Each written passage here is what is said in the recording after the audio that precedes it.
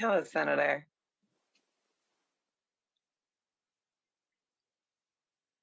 Can you hear me? I can hear you. No.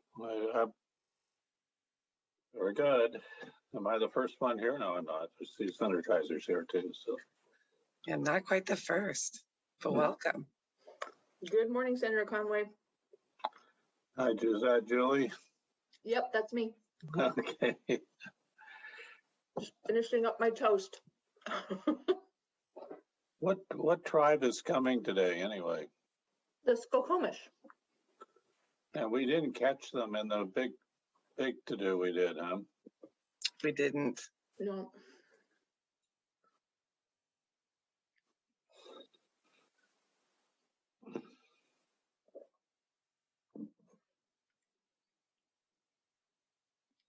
Hi, Representative. Good morning. Good morning.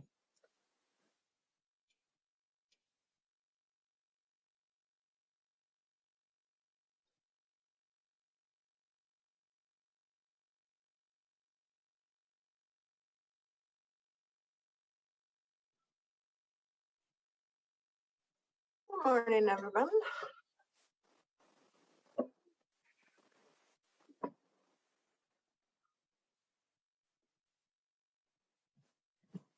Good morning, Karen. Good morning, Steve.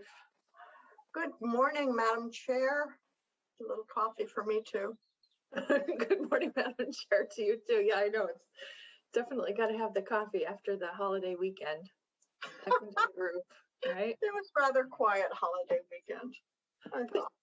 I think we all needed a break, didn't we? I missed our parade. We usually have a parade in Burien, but not this year. I'm sad about that. Same up here in my district, but I think everyone will treasure it all the more next year. Yeah, probably.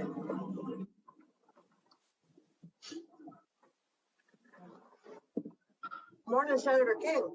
Good morning. How is everybody doing today? Fine. How's your heat? How's the heat? It's bearable. We're only Good. in the upper 90s, which is for this time of year is about where we ought to be. And Yeah, that's good. it's So that getting excessive- down into the mid 60s at night. So, Excellent. Good. Back to Members, this is Susan Jones. I wanted to let you know we're live streaming on YouTube and you're welcome to start the meeting in about a minute. Perfect. Thanks, Susan.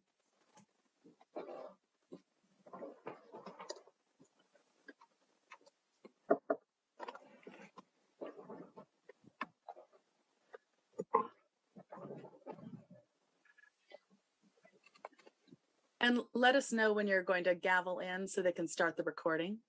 Okay, I will do that. All right, well, by my clock, it's 10 o'clock, and I think we have a sufficient number of folks joining on. Certainly the folks with the speaking roles. So I think we can go ahead and begin. So, all right, you see the recording signal is up, and good morning, everyone. I welcome you to our virtual meeting of both the Senate Labor, Commerce, and Tribal Affairs Committee, along with the House Commerce and Gaming Committee. And we are here this morning so that we can have a public hearing. And the Washington State Gambling Commission is going to, along with tribal leadership, going to present us with the Skokomish Indian Tribe Gaming Compact Amendment. So we are very glad to be joined by the Honorable Tim Strong, who is the Vice Chair of the Skokomish Tribal Council. Good morning. Glad to have you here. So I think without any ado, I will dust off my handy dandy gavel and let us begin. We're going to start with Interim Director Tina Griffin. Good morning, Madam Chair Klova, Madam Chair Kaiser, committee members and staff. For the record, I'm Tina Griffin, Interim Director of the Washington State Gambling Commission. With me today is Vice Chair Tom Strong from the Skokomish Tribe, Brian Considine, the legal and legislative manager, and Julie Lease, our agency's tribal liaison. And I believe the committees and their members are very familiar with the Class 3 tribal gaming compacting process, having been before you a number of times in the last few months. So with that, I'll move rather quickly through my segment. In terms of, and so that we can focus on what the Skokomish tribe what sports wagering is going to bring for the Skokomish tribe and the details of the negotiations. So with that, next slide, please. We do have a vacancy on our commission panel. We do have 5 part-time citizen commissioners, and we now have a vacancy left by Lauren King, whose last day serving was June 30th last week. And with that, there are no new updates. Next slide, we have, of course, the 4 ex officio members of the legislature who serve on the commission to vote to approve or amend tribal compact amendments. And they will be voting at our commission meeting on Thursday to send the compact amendment to the governor for signature or to return it back to the director for further negotiation. And with that, I will have you jump to slide 9, please, and turn it over to legal and legislative manager Brian Considine. Thank you.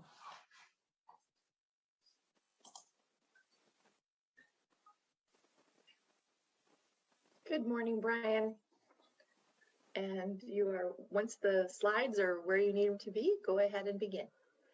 Thank you, Madam Chair. It's Brian Considine, Legal and Legislative Manager for the Gambling Commission. I'll make this real quick. You heard this from me a couple of weeks ago, but it's always good to be reminded of our background.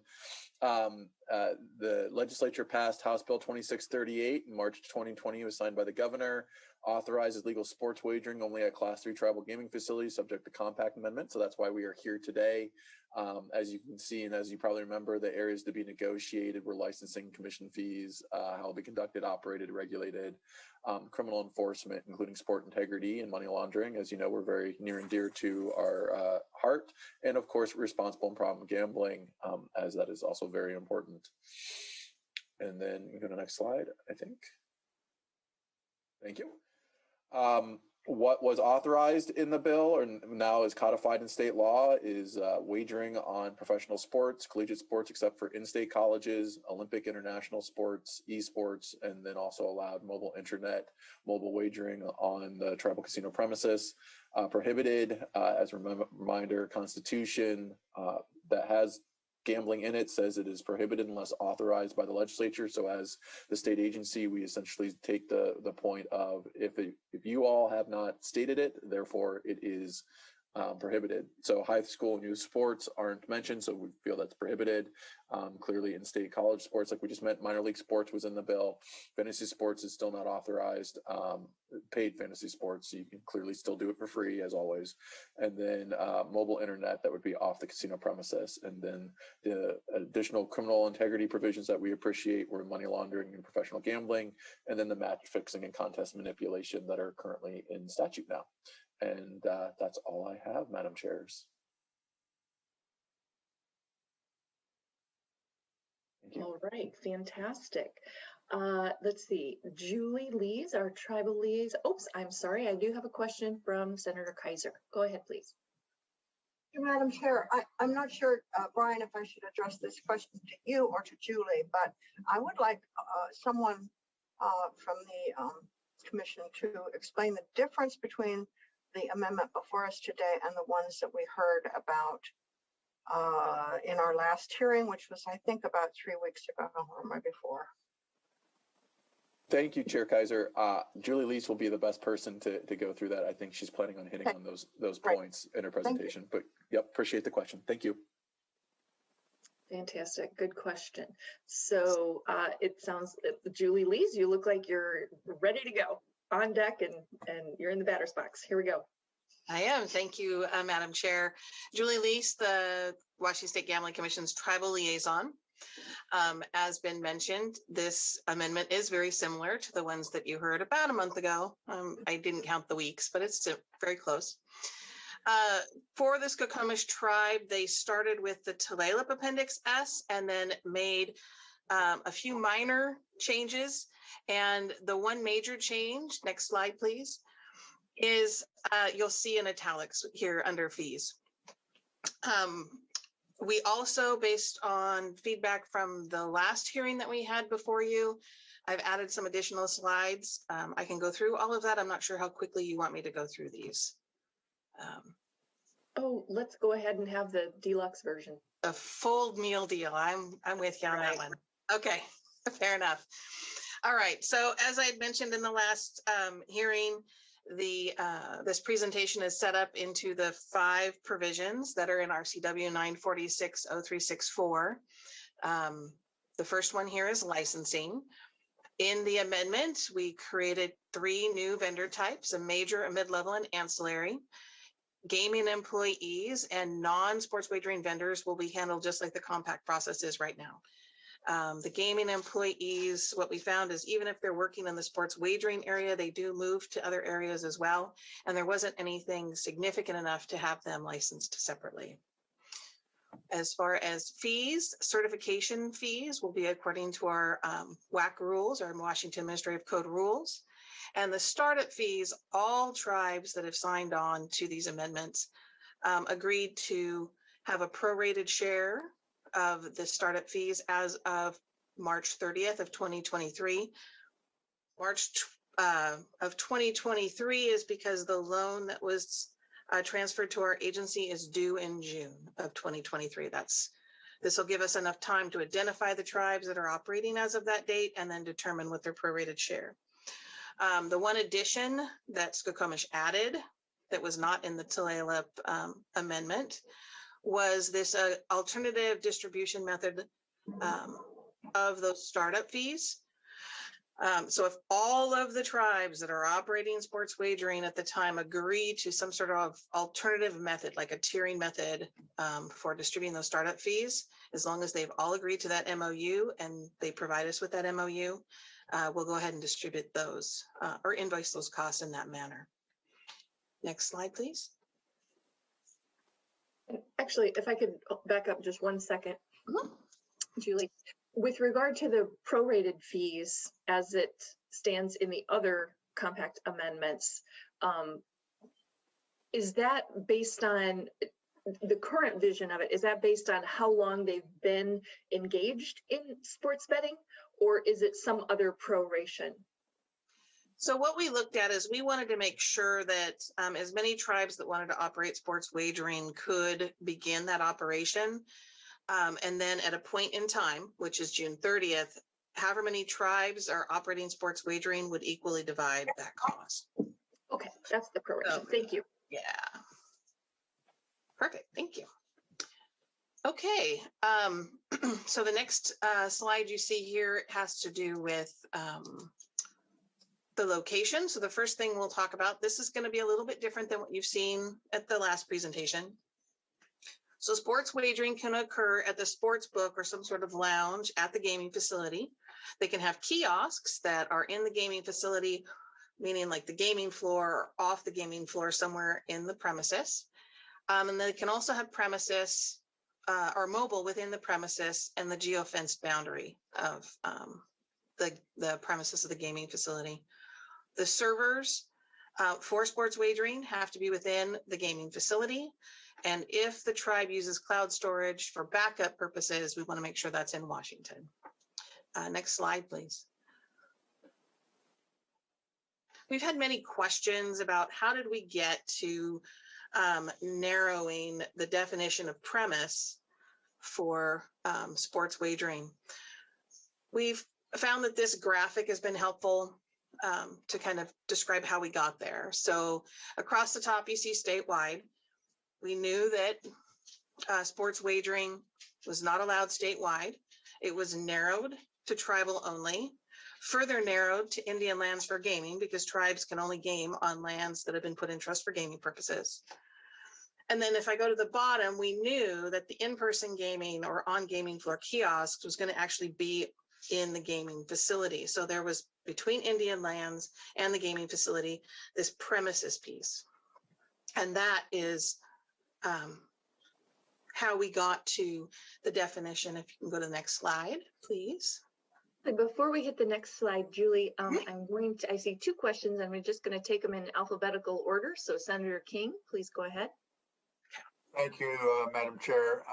I'm curious as to when you say geo-fenced, what are the limitations within that as in regards to the gaming facility and then the premises?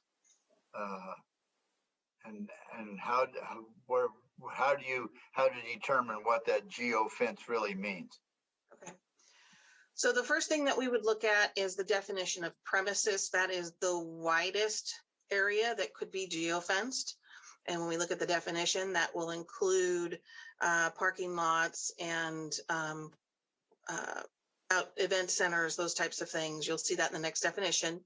The tribe, however, can choose to narrow that geofence. And let's say they want to make sure that people aren't just driving through. They can narrow the geofence so it's just within the four walls of the building. Okay, thank you. You're welcome. Great. And Senator Schessler, thanks for your patience.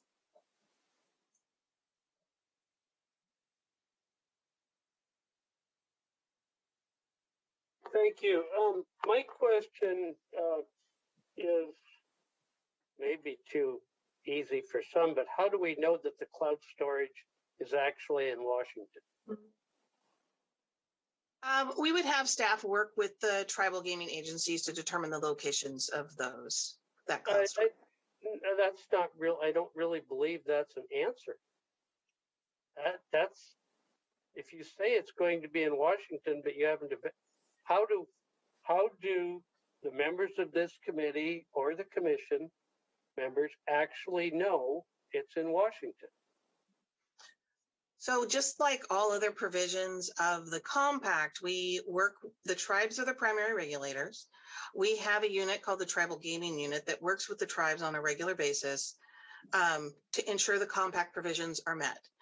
So that particular group, when they say we're going to have storage at a cloud storage, our regulatory folks within our agency would work with the regulatory folks on the tribe side to ensure that it's in Washington state.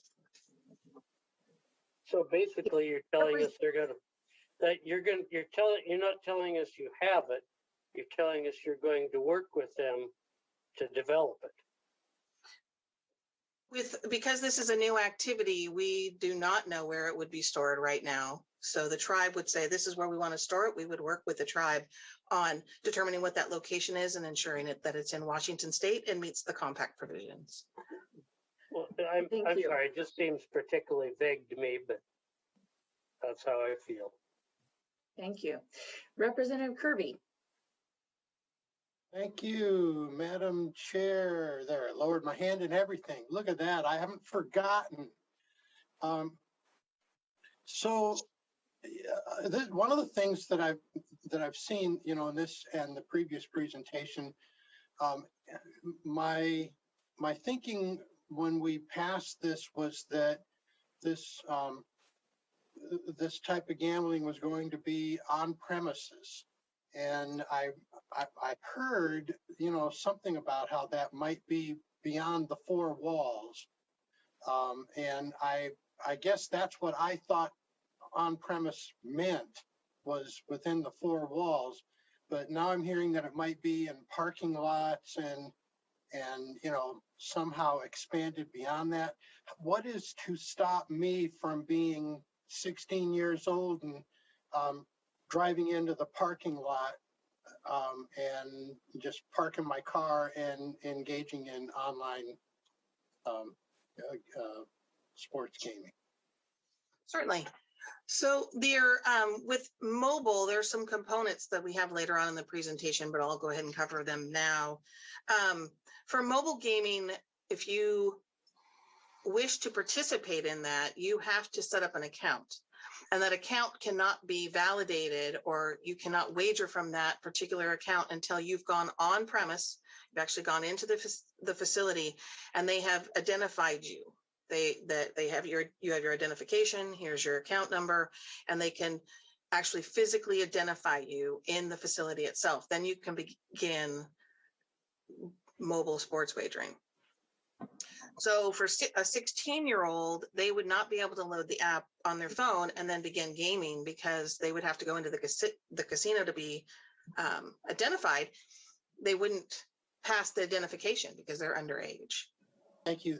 That answers my question. Thank you very much. You're welcome. Thank you. And Senator King, question. Thank you again, Madam Chair. So how long does that identification last? I mean, do you have to do it on a daily basis or do it every time they want to make a wager? How long? I mean, because I'm with Representative Kirby. When we said the gambling was going to occur in the facility, I was not thinking of parking lots or auditoriums, those kinds of things. I was thinking that it was going to occur in the gaming facility itself. And so that's a little disconcerting, because that was one of the reasons why they didn't, there was objections to some of our smaller private casinos, non-tribal, and when they were going after being part of this. So anyway, the question is how often do they have to check in? So with the mobile piece of it, the mobile component, after the initial verification of the identification, there is no other provisions in the compact for how often that would be renewed. That was certainly something the tribes could incorporate. However, there are sections within this appendix that talk about keeping your player account confidential and not sharing the information. And so, like, one of the questions I think we had before was, my 16-year-old kid, I hand them the phone so they can place a bet. There are provisions within the compact and appendix that if we become aware of that, or TGA, the Tribal Gaming Agency, becomes aware of that, they can cancel the account. Because in conversations with the tribes, none of them are interested in having underage gambling. So there are other provisions that would allow them to cancel an account if they found out that there was underage people using that account. And then the actual mobile piece, as far as the identification, whether they're in the parking lot or they're in like the event center or someplace else not on the gaming floor, you would have that same issue potentially. But like I said, there's provisions within the compact that allow the tribes, if they find out that somebody's doing that, they could cancel the account. Madam Chair, can I have one little follow-up? Sure. So I'm curious. So I go check in. I'm approved. You're telling me I'm good as long as I get back on to what is called the premises. I don't have to check back in for a year or 2 years or ever. Potentially, yeah, correct. You would, once they identify that you are the person that is attached to that account, there's no reason for you to have to come back in. You could go to an event in the event center, and if it's within the premises and within the tribe's geofence, you could place a wager there. Okay.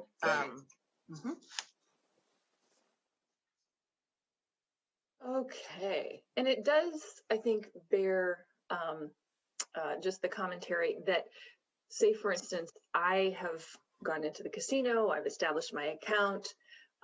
If someone were to have access to that account, whether authorized, like in the example Julie gave, where I hand, a minor related to me my phone and have them place the bet, or if somehow somebody has accessed my account and used my, figured out what my password was and placed wagers, the money goes into the account that's attached to that, my wagering account, right? And so in terms of like being fearful of someone gaining access to it, I mean, I think it would flag for me if money showed up some winnings where I hadn't realized I had made a bet. I mean, are there some sort of safeguards like that, Julie, that a person could be aware that there was some unauthorized activity on their account? It would be obvious to them. There is, within the player account provisions, there is a provision that talks about identifying the customers of things happening with their account. That we don't have a lot of specific details because each property is probably going to do it a little bit differently, but the tribe's internal controls would certainly have much more details about how that would work. And as we had conversations about that, that would be things like, hey, like what you get on any other account, your password has changed, there's been this kind of activity. So what that's going to look like exactly, we don't know yet, but that's part of the implementation process. Thank you very much. Oh, Senator Kaiser has a question. Go ahead. Thank you, Madam Chair. Julie, just to clarify, will the customer of sports gaming have access to their own account? Will they be able to see what wagers were made, what wins or losses they have? I haven't personally seen the account, but how it's been described to me, yes. You have your own login. There's a lot of things that you can do in that account, even off premises. So you can go in and look and say, hey, did my previous wager win or did it not? But you can't place the bet until you actually get within the geofence. But you can also move money around. So if you need to bring money into your account or you want to take money out of your account, you would do that through the application. Okay, thank you. All right, great. Lots of engagement this morning. Awesome. Go ahead and proceed, Julie. Yes, thank you. Next slide, please. So this information we talked about last time. So the premises of the gaming facilities, the gaming facility is the building with premises. There wasn't any other kind of guideposts. So what we went to was the Black's Law definition, which I mentioned at the last hearing. We also looked at Merriam-Webster. These are the two definitions that we used as guidance for identifying the adjacent or adjoining amenities that are like hotels and restaurants, conference centers, common areas, parking lots, garages, and other improved areas. The two things that are specifically not going to be included in the premises is a non-adjoining convenience store or a golf course. Those were the two things that we heard consistently that should not be part of the premises. I'm pausing for questions. Hearing none. Next slide, please. Here's the information on the player accounts. So it is required for mobile. There's in-person identification, as we had talked about a little earlier. There will be protection of the PII, or personal identifiable information. And then there can be the use of a digital wallet to make payments. But it's not right now connected to other forms of gaming because it's that connection isn't currently in the compact. Just for an anti-money laundering and integrity issue, having player accounts is a safer or an easier way to identify who's making those bets and be able to identify those problems quicker. Authorized wagers. So the state gaming agency will maintain an authorized wagering menu. The initial list will be agreed to between the tribes and us. Right now, we have heard one tribe's interested in having the wagers from Colorado brought in. Basically, that is just so that we don't spend a lot of time trying to approve a bunch of wagers that another jurisdiction that we mutually agree upon has already approved. So we'll be able to bring those wagers in so they can start up right away. And then once that initial list is established, the tribal gaming agency is going to approve any additions to that list, and then they will notify us so that we can review them, make sure those wagers meet the criteria of 946-0364, and then add them to the wagering menu if they do. Next slide, please. So prohibited wagers, specifically in-state collegiate events, minor league sports, events where the outcome has already been determined. That seems like that would make sense, but we wanted to make sure that was clear. and sporting events with underage participants unless they have some sort of sports governing body. So like the Olympics, you're going to have underage participants in the Olympics, but they have a governing body that oversees those underage participants. So there was some questions last time about the in-state collegiate events and how that would play out. And the next slide, please, shows here is the most recent pool or March Madness. And what we're trying to show here is kind of what bets would be prohibited because we had Washington teams that were part of this tournament. So you can see all the way on the left-hand side, we had Gonzaga and Eastern, which means that bets could not be taken on the outcome of the West bracket. You could determine the outcome of the South, Midwest, and East, but not on the West. And then as Gonzaga progressed, each one of those individual events or games, you could not place a bet on, which means that since Gonzaga was part of the final championship, Washington residents would not be able to place a bet on the outcome of March Madness. Any questions? Okay, next slide, please.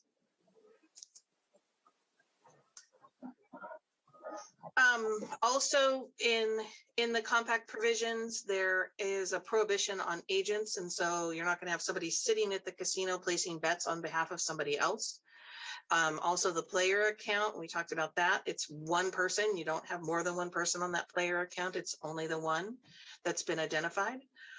They also, for prohibited participants, folks that hold a position of authority in events are also going to be prohibited from betting on that. That's an integrity issue.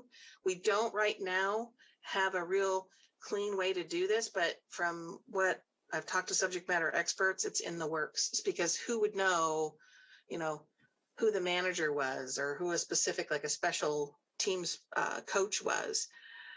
We want to make sure that if you know it, they should not be placing that bet. And then the integrity groups are working on trying to get that better information out to the operators. Madam Chair, this is Susan Jones. Senator Schessler's hand is raised. Thank you very much for calling my attention to that. Go ahead, Senator Schessler. Thank you. I like this provision, of course, but let's go back to the geofencing. I think you hear concerns about minors, and you can look and have a pretty good guess that somebody may very well be underage, but how are you going to recognize when you have such a large geofenced territory who these ineligible people are? So each person, if they're not in person placing the bet, they have to have a mobile account. That mobile account is tied to them, and they would have been identified on that mobile account through that in-person verification. So if you have a player, let's say a Seahawks player that's coming into your casino, you would know them on site, who they are. But if they have a mobile account, that mobile account would be tied to them, and that would prevent them from placing a bet on an event that they would have some sort of authority over. So that player account is a really good tool for identifying integrity issues, money laundering issues. Thank you. And go ahead, Senator Kaiser. Thank you, Julie.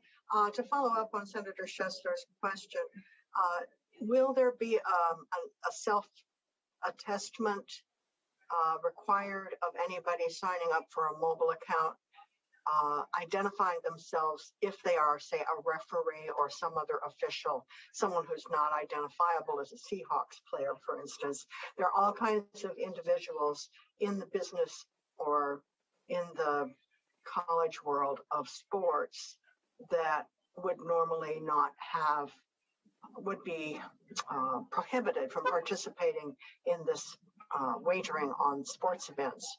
So will there be some sort of self-attestment identification by the person signing up for an individual account that they are not a referee or any official of a sporting event in Washington State? So one of the general provisions provides for folks being able to notify the operation of how they're involved. But the details of how that would be worked out would be in the tribe's internal controls. And then also, like I said, when they get to a point where they can more easily share that information, that'll be another way to tag a person's player account and say they shouldn't be accepting that bet. But that's under discussion, is that correct? Yes. What'll happen is each tribe, because each tribe operates a little bit differently, their system's going to be a little bit different. The details of how that'll happen will be in the internal controls that the regulatory bodies, the tribal gaming agency, will approve, and then we have a role in that for concurring with those internal controls. Thank you. Okay, so the next portion here is the sports wagering system. So it must meet GLI 33 standards. GLI is the gaming test laboratory or independent test laboratory that has established standards that are known throughout the industry. ITL is the independent test lab. Whatever independent test lab is used, they are going to be testing to those GLI 33 standards. And in this particular case, the tribal gaming agency will be the ones that approve the system for their property. Sports wagering systems are used worldwide, used nationwide. There's no uniqueness to this, to these systems. And so once the independent test lab has said, yep, it meets the GLI 33 standards, and TGA says, yes, we're good with that system being installed at our property, we will work with the tribal gaming agency to be trained on those systems at whatever location that the tribe and us agree to. So that may mean we go to the independent test lab. It may mean we go to the manufacturer. It may be that we are trained on property, or we also have an independent, or we have our own testing laboratory at the agency. And if the equipment is delivered there, then we can test there as well. Next slide, please. The next few things have to do with house rules. So house rules, like anything, the customers need to know what they're playing, what the requirements are for them to play or participate. The information on house rules is going to be involved in the internal controls, and that's to make sure that we have some flexibility in those rules as things may change. And as mentioned before, those are approved by the tribal gaming agency as primary regulators, and then we concur with those. And if we have objections, we go through a dispute process. Reserve requirements, we just simply state that the tribe needs to be able to cover their outstanding sports wagering liabilities. This is a very similar requirement to other gaming activities as well. And then, as I mentioned several times, internal controls, many of the details will be in those internal controls to give them flexibility in operation. And the tribal gaming agency will approve those and will concur with them. Thank you. Next slide, please. So we've moved from operations into criminal enforcement. So we have for anti-money laundering that anonymous wagers can be placed up to $2,000 at windows or at kiosks on the gaming floor. And the reason for the kiosks on the gaming floor is that there's surveillance requirements that are much more robust on the gaming floor. So that's where that goes. And then the player account is required for any off gaming floor kiosk as well as mobile. And the tribes already follow many of the anti-money laundering requirements. So they're going to be adding this sports wagering to those requirements, and they'll put the details of how they're going to follow it in their internal controls. For integrity, each operation will use an integrity monitoring provider. And then there's going to be notice that comes to us, the state gaming agency, on suspicious wagering. And then for info sharing, the compact already provides for info sharing. with us, and then we added the requirements that were in 946-0364. So anti-money laundering and integrity, those types of things. Next slide, please. So the fifth area that we'll be covering has to do with responsible and problem gambling. So one thing is that the sports wagering net win will be included in the problem gambling contribution. We want to make sure that was clear. As far as responsible gaming, there will be an annual training requirement, and then also the tribe will create a policy. Mobile wagering or player accounts are going to offer some sort of self-imposed limits, whether that's time or money, those types of things that the customer can use to give them a pause or a break in wagering. Also for the mobile, so the player account piece and the kiosks, it says display a commitment to responsible gaming. So what that means is, here's the problem gambling number. Here's the things that you can do if you think that you're having a problem. Here's who you can talk to, those types of things. And then consider the participation in the statewide self-exclusion. That really has to do with, we're building a statewide self-exclusion with certain licensees, and there was a piece that said the tribe could join. This was just their commitment to consider joining it when the rules are finalized. And then we know the problem gambling task force work is ongoing, and we just want to make sure that the tribes also agreed to consider those results as part of their operation. All right, next slide, please. And that concludes my portion of the presentation. Unless there's questions, I would like to introduce Vice Chair Tom Strong to share the information from the tribe. All right, and seeing no questions from the committee, go ahead, please. Vice Chair Strong, thank you for joining us. Thank you for having me. Thank you, members of the Joint Committee. Appreciate your time this morning. I'll walk through a few slides to talk a little bit about our tribe and our facility here.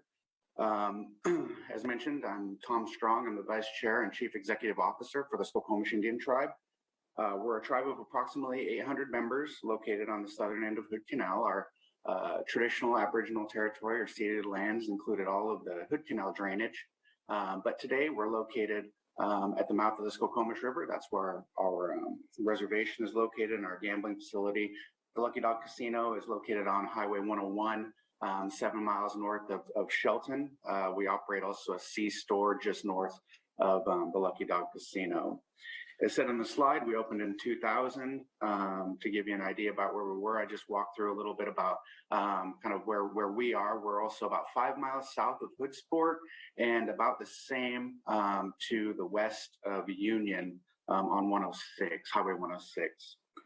Let's see, if you want to, let's see, next slide, please. This will give you a few pictures of our facility for those who might not have been in the area before, but if you've come through and driven by us on 101, you'll notice the facility and the facade there. The next slide shows another picture of another one of our entrances to give you another idea there about the ingress and egress from our property. The next slide also will show you another one of our entrances and exits there as well. Next slide, please. We'll also give you a little bit more detail on the composition of our facility. We have 13,000 square feet of gaming and retail. We've got 175 TLS devices, approximately 60 employees, and we've expanded our facility in 2006 and 2013. The facility initially was located within a gas station that served our reservation, which we remodeled into a small casino, and then expanded it again subsequently in 06 and 13 to provide for better accommodations to be able to facilitate our event center and expanded food offerings as well. The next slide will show you some of the shots from the floor here at the Lucky Dog Casino. The next slide as well shows you from the different angle, a little bit more of our floor, as well as the next slide shows, just to give you a good idea about kind of what our floor Looks like the pictures, I think, are very generous and make it look like it's a very big facility. But if you've ever driven by it before, you'll note it's pretty modest in size. We're very proud of it. But again, like I said, pretty small facility, 175 machines. But we're terribly fond of it here. The next slide tells you a little bit more about some of the offerings that we have at the Lucky Dog Casino. We're currently non-smoking in both areas due to COVID. We've made that change within our operations. We'll see how things change over time with that, but that's been one thing that's been done in response. And we've had some limited capacity in those things as we've tried to recover there. Additionally, this kind of just tells you a little bit about our restaurant offering and things that we have at the casino available for our patrons. The next slide shows a picture of the Drift restaurant and bar, which will give you an idea about kind of the food side of our offerings and a little bit of retail that we offer there as well. The next slide talks a little bit about our event space that we opened here a few years back. It's got a capacity of up to 300 people. It also is connected to where our RV sites and also our electric vehicle charging stations are located in the back parking lot of our facility. The next picture will give you an idea about the entrance anyway to coming into our event center there from our back parking lot. And the next slide after this one will show you an inside view of our event center there, where we host a number of things from comedy events to other meetings that we might have as well. The next slide after that will show you a picture from the inside of the Drift restaurant, which is adjacent to our event center, just to give you an idea there. The pictures in the background are Skokomish tribal members taken by Edward Curtis. So we're also really proud of being able to display those pictures of our ancestors throughout our facility as well. Behind that, or next slide, we'll give you an idea about what we're looking at doing in terms of sports wagering. As mentioned, we're a relatively small casino, and we're looking for additional offerings to be able to make available to our patrons, knowing that these things are pretty limited. We don't have table games at our facility, for instance, because our patrons, it's not really something that a facility of our size really accommodates or facilitates that well. So we're exclusively a TLS machine facility at this point. So we're just trying to be engaged with our patrons and see what folks would like to have available, and we're exploring that opportunity now. That would conclude my portion of the presentation, I believe.